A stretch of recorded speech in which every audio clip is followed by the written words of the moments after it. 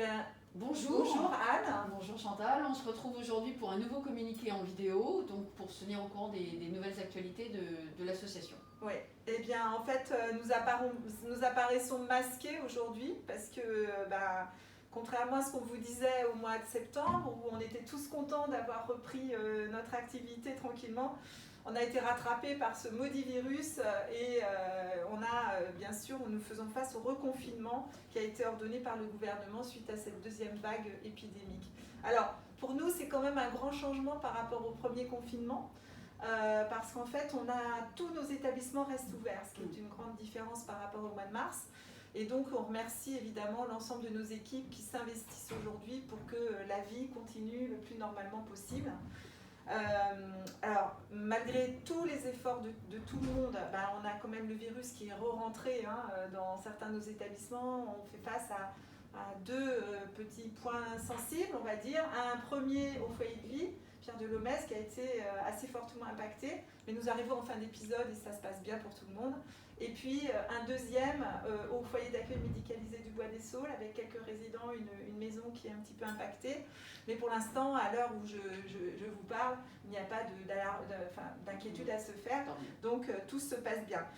Tous les conseils de vie sociale sont convoqués ou vont l'être pour qu'on vous explique un petit peu comment tout ça fonctionne, mais les visites à l'extérieur sont maintenues.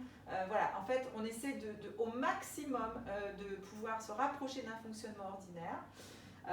Et puis, si jamais il y a des endroits où effectivement on a un peu trop de virus, dans ce cas-là, on peut être amené à prendre quelques décisions un petit peu plus douloureuses, comme des empêchements de sortie de week-end, mais qui seront très temporaires. Voilà. Donc, faites-nous confiance, on fait le maximum pour que tout le monde se sente bien dans cette période un petit peu particulière.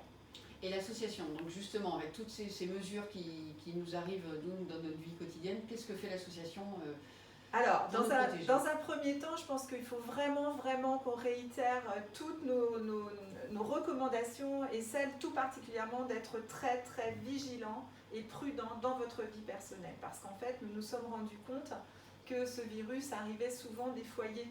Elle n'arrivait pas dans nos établissements, mais elle arrivait de la maison. Donc du coup, on vous demande vraiment de respecter de façon très stricte les gestes barrières, toujours les mêmes, on se lave les mains. Je rappelle qu'on peut se laver les mains à l'eau et au savon, et même peut-être plus efficace que la solution hydroalcoolique. On n'est pas obligé d'avoir du gel hydroalcoolique tout le temps avec soi. On porte le masque chirurgical en continu, c'est ce que nous sommes en train de faire. On respecte la distanciation physique.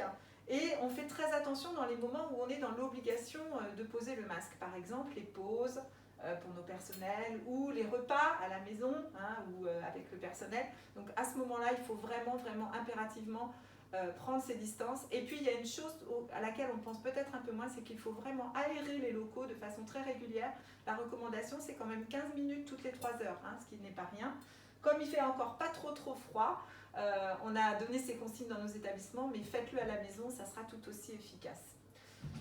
Alors évidemment, on compte sur vous pour que toute personne qui présente des symptômes, que ce soit un parent, que ce soit un résident, que ce soit un enfant que nous accueillons, ne mette pas un pied dans l'établissement, c'est-à-dire que ou un salarié, vous devez impérativement tout de suite prendre contact avec la direction de l'établissement pour signaler la situation, parce que c'est comme ça qu'on crée des chaînes de contamination. Donc on compte vraiment sur vous tous pour être très vigilants sur ce sujet.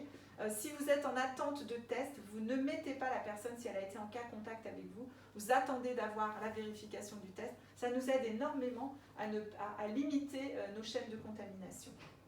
Vous nous informez aussi dès que vous avez des résultats de test, que vous soyez salarié, parent, personne accueillie, de manière qu'on vous donne la marche à suivre derrière sur les temps d'isolement. Normalement, une fois que vous êtes testé, le temps d'isolement est de 7 jours à compter de la date du test. Voilà, pour les tests évidemment qui sont positifs. S'ils sont négatifs, vous pouvez revenir nous voir très vite. Donc ça nous permet, nous, d'organiser aussi nos ressources, et notamment nos ressources humaines et nos salariés, de manière à ne pas trop démunir nos établissements quand il y a plusieurs cas contacts. Le directeur médical, M. Jacob Wessling, reste à la disposition des établissements. On a un tout petit peu aménagé les modalités par rapport au dernier confinement pour qu'ils ne soient pas submergés d'appels. ça doit passer par les directions. Donc si vous avez des questions, vous n'hésitez pas, vous saisissez le directeur qui lui-même va relayer auprès du docteur Jacob Wessling qui vous rappellera pour vous donner toutes les indications nécessaires. Voilà. Et puis pour être au courant de tout, pour nous suivre, pour suivre l'actualité, surtout n'hésitez pas à aller voir notre site internet Delos78, allez sur la page Facebook, la page Twitter, la page LinkedIn, vous aurez toutes les informations qui concernent l'association, tout ce qui se passe dans nos établissements, vous serez rassurés, vous verrez qu'on reste très dynamique. Il y a un concours actuellement de customisation de masques qui est en route, enfin tout se passe de façon toujours, on est dans le dynamisme et surtout suivez-nous et venez voir ce qu'on fait. Et puis l'actualité associative donc, a été marquée par 3 événements.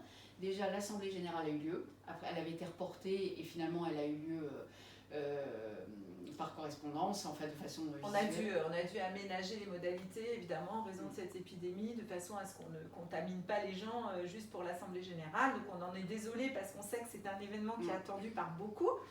Mais voilà, ça s'est bien passé. Bon, elle s'est bien tenue, donc Madame Perrier est réélue présidente, Monsieur Bélier est élu vice-président, Monsieur Rénino reste trésorier, Monsieur Le Seleuse reste secrétaire et Monsieur Lecomte et Monsieur Le Guen sont membres donc, du bureau. Voilà. Alors, ensuite, il y a eu comme événement vraiment important, il y a eu 2 députés vraiment de l'Assemblée nationale, donc Monsieur Pradier et Monsieur Jumel qui sont venus à l'IME-du-Breuil avec l'UNAPI. Le président de l'UNAPI était là, il y a eu plusieurs journalistes, ils sont venus rencontrer les familles et se rendre compte vraiment de ce qui se passait, des listes d'attente, des complexités de ce qui se passait vraiment en venant sur le terrain. Le thème était la scolarité inclusive, mais du coup on a un peu élargi effectivement sur les difficultés d'accès aux établissements médico-sociaux et ça a été une visite qui a été très appréciée de tous. Oui, mais pour les députés c'est important et eux ça leur permet ensuite d'en parler à l'Assemblée en ayant vraiment vu sur le terrain ce qui se passait. Et puis la 3e chose pour terminer, l'opération Brioche s'est bien déroulée finalement, on a après moult hésitations et elle s'est bien passée, elle s'est faite avec une formule de drive et qui s'est passée avec des règles sanitaires très très bien respectées et on est content de cette opération qui est une belle réussite. Voilà, écoutez, on vous remercie beaucoup pour tous les messages de soutien qu'on reçoit parce que ça fait vraiment très plaisir aux équipes, donc n'hésitez pas. Et puis on espère vous revoir bientôt et peut-être sans les masques, ce qui signerait quand même une grande amélioration, mais nous restons confiants pour l'avenir. Voilà.